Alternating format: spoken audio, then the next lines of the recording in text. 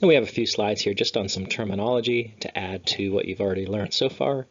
Remember, when we say fibers, think axons or neurons.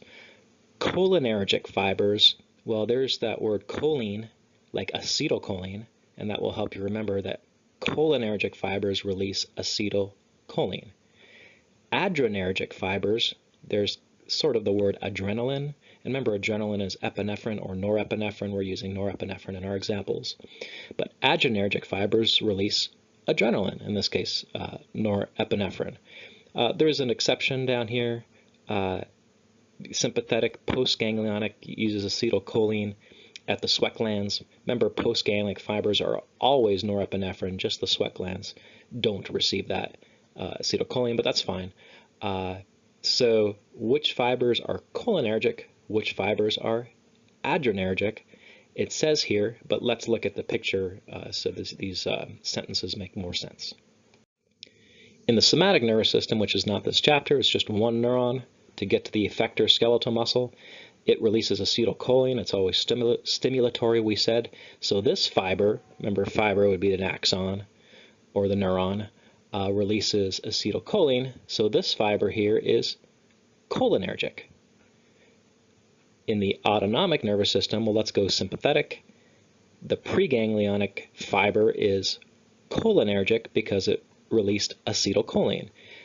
The postganglionic fiber releases norepinephrine, which is adrenergic, because this is a type of adrenaline. In the parasympathetic division, both the preganglionic and the postganglionic fibers release acetylcholine, so these are both cholinergic. So the only adrenergic fiber is this one right here, the postganglionic sympathetic neuron. Since it's the only one to release norepinephrine, this is your only This is your only adrenergic fiber in your ANS. All right, let's bring this autonomic nervous system full circle. These last 4 or 5 slides or so. Like we said at the beginning of the PowerPoint, most your organs have dual innervation from both the sympathetic and the parasympathetic divisions of the ANS. Now, the sympathetic parasympathetic effects are opposite of each other on a given organ. That's what's called dynamic antagonism. So here's a good little summary of each division on how it acts on organs. Sympathetic division increases heart and respiratory rates but inhibits digestion and elimination. Opposite for parasympathetic. Parasympathetic decreases heart and respiratory rate but allows or stimulates for digestion and discarding of wastes. So one thing that is not dually innervated, that goes against pretty much most of what we said so far, is your vascular system. So these are your blood vessels. Blood vessels are controlled entirely by the sympathetic division. Blood pressure, even at rest. So even though the parasympathetic is rest and digest, when we're talking about our vascular system or your blood vessels, there is only sympathetic innervation. And we call this the sympathetic tone or your vasomotor, which means blood vessel muscles. Remember, blood vessels can constrict or dilate using the muscles in their walls to regulate blood pressure. This is what we call sympathetic tone. So just remember, with sympathetic tone, the sympathetic nervous system has entire control over your blood pressure. Vascular system, the parasympathetic division has no say in the vascular system. So how does that work? Well, the sympathetic fibers fire impulses or fire action potentials faster or more rapidly to constrict blood vessels, which makes blood pressure rise. They fire less rapidly to dilate or decrease blood pressure. So this is just a way to do it without needing the parasympathetic division. So this is your vascular system entirely under sympathetic control. We call that sympathetic tone. Parasympathetic tone is just rest and digest. It's just everything we've said so far. Parasympathetic dominates your heart, smooth muscle, digestive, urinary tracts, activates most glands. The thing is, we're normally under parasympathetic control. right? It's just when we're exercising, or when we're in an emergency situation. So these just little small segments of our day, and sometimes not even in any of our days, just these small little time periods, we go into sympathetic mode.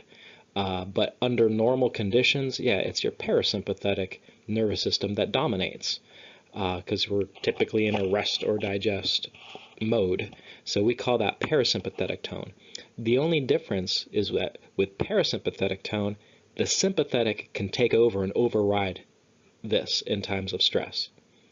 When we were looking at sympathetic tone a slide or two ago, the parasympathetic has no control over your vascular system. But with sympathetic tone, yeah, this is tone that dominates. Parasympathetic dominates all these things.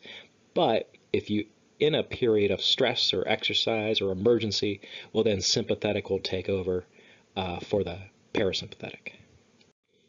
So a real important slide here to just about finish off is that parasympathetic division, remember these, short-lived, highly localized, meaning it's having its effect in a very specific area, at a specific effector, at a specific organ, right, for example.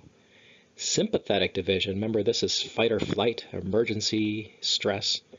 That's longer lasting and body-wide effects. Reason we can explain this, or how we can explain this, think about the adrenal medulla. So if the sympathetic division is activated, well, remember the adrenal medulla releases adrenaline, norepinephrine or epinephrine, into the bloodstream as a hormone. So this gets circulated around the entire body, right? That's why the sympathetic division has body-wide effects, because norepinephrine or adrenaline is used as a hormone and gets circulated in your blood. So sympathetic, body-wide effects because of that. And since this hormone, adrenaline, is circulating in your blood, it lasts longer because it takes a while to get rid of it. So just think of it. If you're just sitting there relaxing and all of a sudden, maybe it's the middle of the night and an alarm goes off in your house, well, you were in a parasympathetic state, but all of a sudden you go into stress mode, your heart starts pounding. That's your sympathetic state. So parasympathetic, short-lived, means we can shut it off right away for our emergency sympathetic response. But then once you realize, let's say it's a false alarm, it takes you a little while to calm down, right? Your heart's still beating fast, and it just gradually reduces in rate, right, as you realize there is no danger, for example. That's why it's longer lasting. So once you're in an emergency state, it takes a little while to calm down from it. And the whole reason is, well, that adrenaline, it's norepinephrine or epinephrine that's used as a hormone by the adrenal medulla, gives those prolonged effects, right? So key words are in bold here: parasympathetic, short-lived, highly localized; sympathetic, longer-lasting, body-wide effects. And the last slide of this chapter and of this unit and of the entire course is our ANS, our autonomic nervous system, which is the sympathetic and parasympathetic division, is in control by a specific part of the brain that you might remember from chapter 13, PowerPoint 13A. We went through all the parts of the brain and what their functions are. When we got to the hypothalamus, we saw that it controls your endocrine system, but it also said it controls your ANS, your autonomic nervous system. We didn't know what the ANS specifically was then. We hadn't covered it yet, but now we know, right? So the hypothalamus, one part of the brain, part of the diencephalon, controls your sympathetic and your parasympathetic divisions of the autonomic nervous system.